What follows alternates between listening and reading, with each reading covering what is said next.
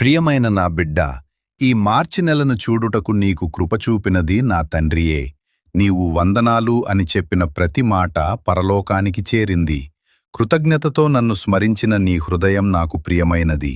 నేను నీతో ఇలా మాట్లాడుచున్నాను. ఈ కొత్త నెలలో భయపడవద్దు. నేనే నీ ముందుగా నడిచేవాడిని. నీ ప్రతిరోజును నేను ఏర్పరుస్తాను. గత నెలలో నీవు ఎదుర్కొన్న కష్టాలు నాకు తెలియవా? నీ కన్నీళ్లు నేను చూశాను. నీ నిశ్శబ్ద ప్రార్థనలు నేను విన్నాను. ఈ మార్చి నెలలో నీ ఇంటిలో నా శాంతి నింపుతాను. నీ చేతి పనులకు ఫలము కలిగిస్తాను. నీ ఆరోగ్యంపై నా రక్షణను ఉంచుతాను. నీ కుటుంబంపై నా కృప కప్పుతాను. నీవు ఒంటరిగా లేవు.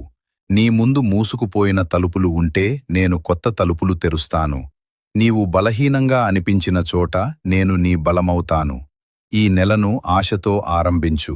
ప్రతి ఉదయం ప్రభువా,